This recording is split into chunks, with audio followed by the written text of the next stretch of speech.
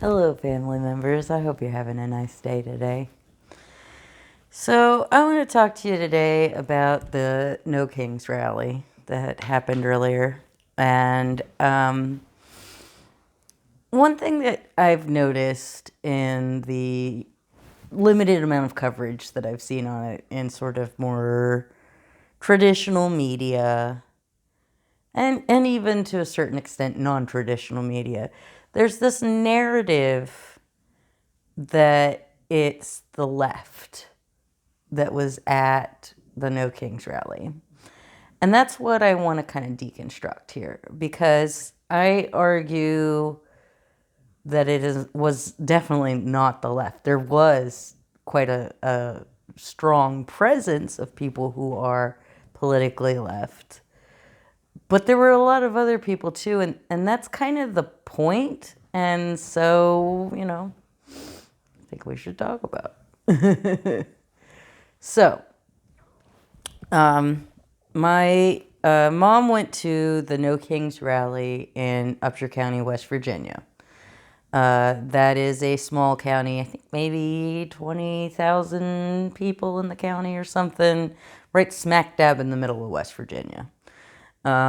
This rally was a few hundred people, wasn't a big deal. There weren't like speakers really. Not even a whole lot of chanting. It was mostly just people standing by the side of the road, holding their signs, chit-chatting with each other. The only sort of like issue that anyone had was like somebody was like, hey, you're blocking my driveway, and he called the police, but by the time that the policeman was there, they'd already moved. So, like it really wasn't a problem. But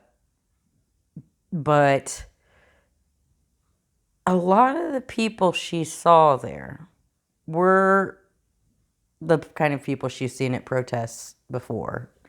She goes to protests pretty often when they have them in the very conservative area that she lives in, right?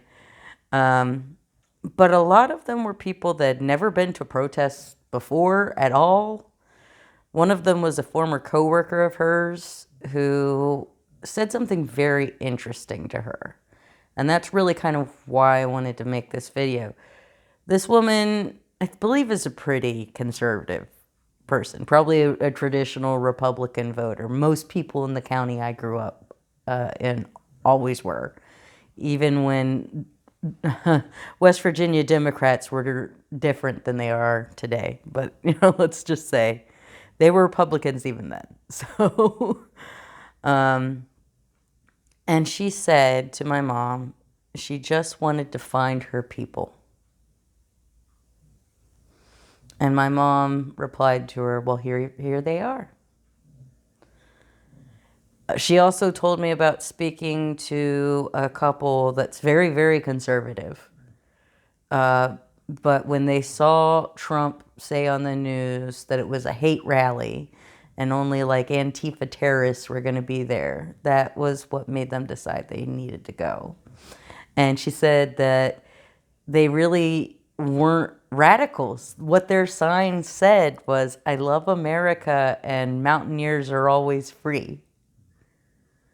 So, pretty mild statements. But, I think it's really important that people like that were there and that we take the time to understand the importance of them being there. It's easy to focus on the big cities where there were, huge hundreds of thousands of people. I think they said it was like 100,000 people in New York City alone across all the boroughs. Not a single arrest, by the way. So much for the violent protest narrative there, huh? It's really easy to get distracted by those big pictures of crowds or the places where they did have big speakers like Mehdi Hassan or AOC or Bernie or whoever, right? But I think what's really, really important here is not just the protests in those cities, but the fact that there were 2,600 2,600 communities in all 50 states that participated. 2,600 communities. That means that this was a protest where almost anywhere that you are, there was one within a reasonable distance that you could go to. My mom said she spoke to a couple of people who had come from different counties to come to this one because their county didn't have one. And I'm sure that that was the case for a lot of other rural areas. One other little West Virginia related story my mom told me I just have to pass on because it is so adorable. Apparently in one community there wasn't actually a rally, but one woman went out, I believe a pastor's wife, and had her sign and was as being basically a one woman no kings march. And some jerk like tried to call the police on her, and then like the police got there and there's no problem. I don't know what the heck that guy was doing. And then somehow it turned around and the police had to be called on the guy instead.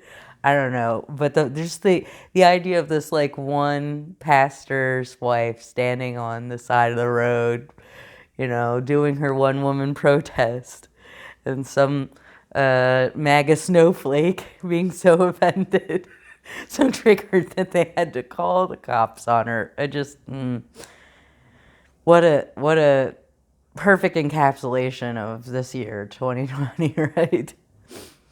I mean, yeah, wow. I can't even imagine. And my mom did say that, they did receive some pushback. There were some people that like flipped them off. Somebody apparently just drove by and shouted Charlie Kirk to them, which is a bit disturbing because I do feel like they're turning Charlie Kirk into a false idol. And that might be something I have to deconstruct, in a little bit. I want to kind of wait and see if that momentum keeps going or not. Because if that doesn't burn out, that's going to be really blasphemous. But that's a whole other tangent. But, the fact that even in really conservative, really rural communities, people still went out is important. The fact that Alaska, Idaho, Iowa, Alabama, states that don't have vowels as the first letter in their name, all over, every single state had people who felt compelled to go out and participate. And those people were from almost all over the political spectrum. I guess there could have been far-right people who are, upset enough at Trump for this or that or the Epstein thing or whatever that they would be involved. But for the most part, we had the left, the center left, the center right, all of those type of people had some representation at these rallies. Whether you're a suburbanite, somebody from a big city, from a rural area, they were represented in these rallies. I've seen a lot of really, really cute signs and things, from all over. There were really nice big rallies here in like DeLand, I believe, and Ormond Beach, Daytona Beach, Orlando, just all over this area. If I had been able to get out, if I, had transportation, I would have had my choice of where to go, what kind of vibe I wanted, And I think that's just incredible, It's really, really important we don't lose track of the fact that this was a movement of everybody. Everybody who is being pushed down, pushed around, ignored, having their rights trampled. in this country. Everybody. It was for everybody. And we have to remember that that group of people is larger than just the left or the Democrats or any one party or movement, because the threat is so apparent that even people who would never go to protests were at protests today. I recently made a video about apathy and how I believe it's kind of dragging this country down. And that, there's just so many people that are checked out in this country. And it feels like this mass mobilization of 7 million people across the country today, when everybody has plenty of other things to be doing. They might have to work. They might have things to do for their kids. But 7 million people made the time to actually go out and make a statement. And sometimes that statement was farther left, more critical of the administration. Sometimes that statement was just, I love America.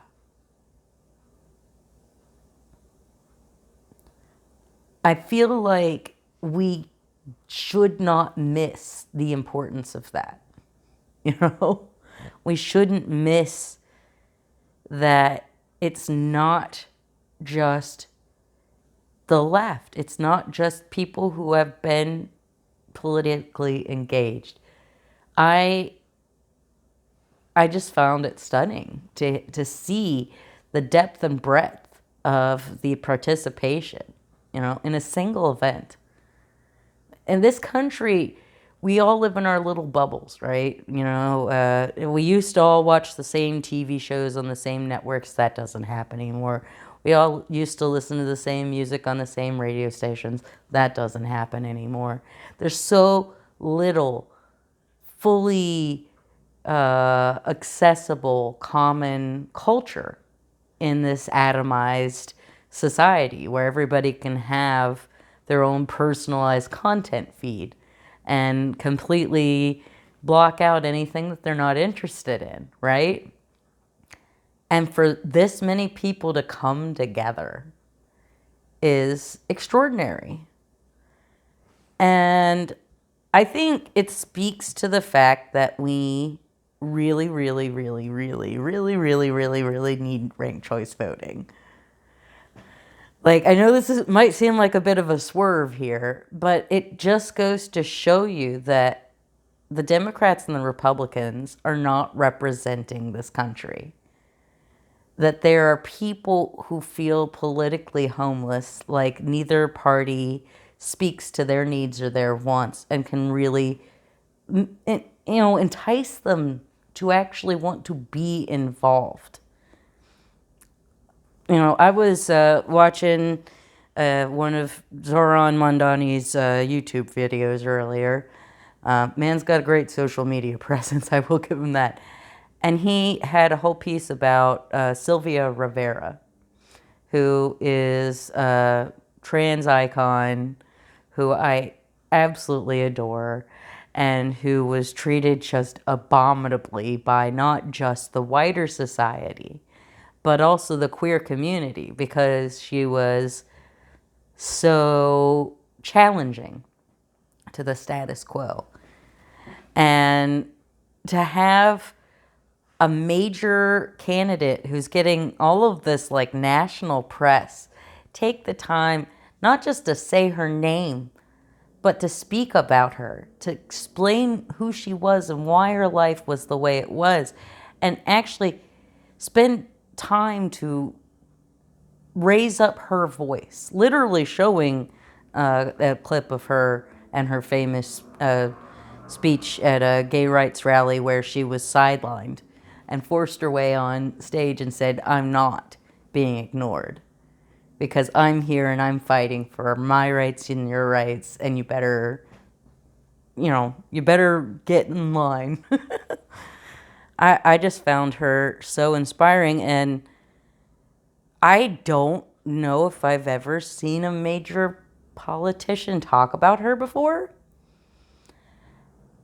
And the only reason that he got to where he is because they instituted ranked choice voting. It allowed people to truly have a choice and not just have to go with Andrew Cuomo because that's who all the donors were behind. You know? When you try to make it a binary choice of politics, a lot of people get left out. And just because two people might both be in the same political party does not mean that they represent necessarily all of the same things. They might just have some fundamental things in common. You know? I just really hope that we can maybe roll out ranked choice voting in other places and give other people a chance to feel like their politicians, the people that are elected to represent them, actually do represent them, actually are somebody that they care enough to vote for, not just someone they vote for incidentally because they want to vote against some greater evil. You know, I don't at all believe that the Democrats and the Republicans are equally evil. I wouldn't say that at all. But I do think that they both have shown that they are not up to the current moment. You know, the Republicans, I don't even know how to describe what's going on there, but the Democrats are dealing with the fact that the leadership is completely out of touch with the base. And the donors have the leadership's ear, and they like things the way they are. The big money donors are conservatives. They want to conserve things and keep things the way they are, or maybe marginally a little bit change, but not big change. You know, there's that song by Janis Joplin where she says, freedom is just another word for nothing left to lose. That people who are wealthy, who have power, they have a lot to lose. They don't have the freedom to imagine making the world better in substantial ways because they're afraid of losing what they have. When you're knocked down in the gutter like I am, you know, literally no income, literally would not have a home if it weren't for my family, I don't have anything to lose. I am willing to try new things. And any sort of politician who actually represents me seems like such a pipe dream until you get ranked choice voting. I feel like we have to make sure that all of the people who came out to those rallies today have representation of them, of their values, of what they want to see. And our current very rigid two-party system is not serving all of those millions of people. And it hasn't been. And it's getting more broken as time goes by. But the people who have the power to fix it, they have power. They don't have freedom.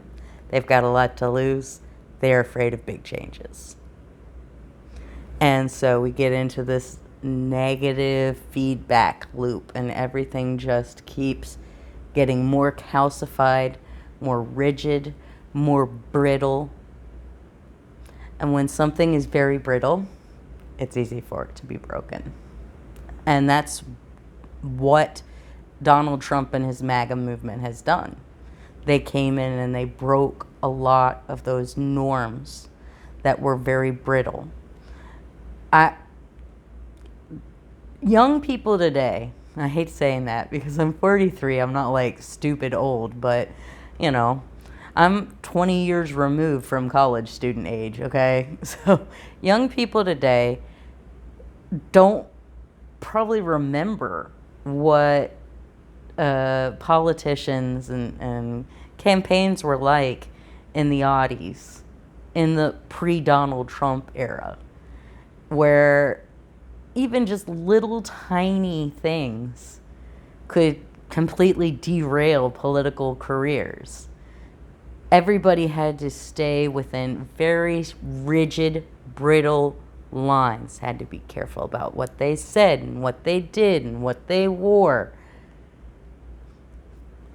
And that needed to be broken. That needed to be broken. Performative virtue, in terms of like, you must do this and you must do that and you must do this in order to have power in this party, wasn't serving anybody. Let's be honest. However, there needs to be respect. And that's one thing that Donald Trump and MAGA just don't have. The only people they respect are the people they believe can do something for them. They don't respect you otherwise. You're not important to them. And they feel perfectly happy letting you know that. And that's not how America is supposed to work. That's not how democracy is supposed to work. But they have normalized that, very oppositional. If you deviate at all from the collective MAGA idea, then you are literally evil. Like, I think that's why they're so comfortable saying that Antifa is terrorists. Like, Antifa is an ideology. Ideology is a word that has been completely distorted. But what it is it is the belief that fascism is bad. It's not an organization. It's just an idea. And they want to make it seem like anyone who is opposed to fascism is evil, is a terrorist, potentially violent, dangerous, scary. And that is so obviously stupid that people who are not inclined to go to rallies or protests are starting to wake up and see, oh, shit. These people are delusional and they don't care if they destroy everything. And I might have to actually do something about this. And that is heartening to me. A lot of the right-wing MAGA-verse type people consider themselves Christians, although there's a lot of false idol and money worship in that group. So I'm not gonna say anything more than that, but and a lot of them are very focused, as evangelicals tend to be, on punishment, on what'll happen to you if you don't fall in line.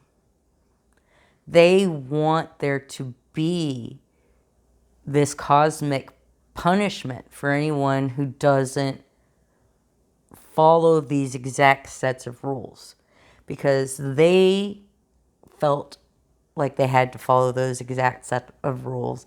And then, on top of that, they just feel very resentful of people who don't, And they really love the idea of the rapture for that very reason. They love the idea that there'll just be some day when all of a sudden, all of the people who are good and follow the rules will be rewarded, and all of the people who don't will be punished. That is their like dream, okay? Never mind that the Bible really does not focus on the end times. And what it does say about the end times is that they'll come like a thief in the night. Nobody will see it coming. So, like, all this, like, trying to predict when this is going to happen is kind of ridiculous and pointless if you actually follow, you know, the scripture. But, hey, who am I to judge? And so, if you believe that there's going to be some sort of day of reckoning, and you want that to happen, it's really easy to just completely throw out any concern about long-term issues. You know, if you think the rapture is coming any day, well, then why would you invest in long-term projects? Why would you care about the greater good? Why would you care about this larger community? You know, why would you want to be connected to a community of people who you believe are just going to be punished, are going to be torn away from you as you go to bliss and they go to hell? You know? Like, it just is such a nihilistic, self-serving way of looking at the world. You know, it's eugenicist, it's bigoted, it's short-sighted and selfish, and it's getting so obviously awful and reprehensible that even people who want very much not to be involved feel like they have to be.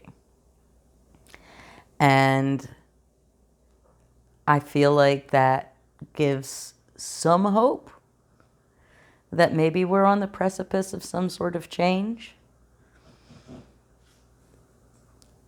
You know, when you have this sort of freedom as a nation, the freedom to actually make things better and reject the current broken status quo, you also have the freedom to fail. And so it's kind of a scary time. But if we take the time to acknowledge that we had people who weren't from the left who came out today and joined the people who are from the left who've been out before, I think that we might actually be able to do something good with this freedom.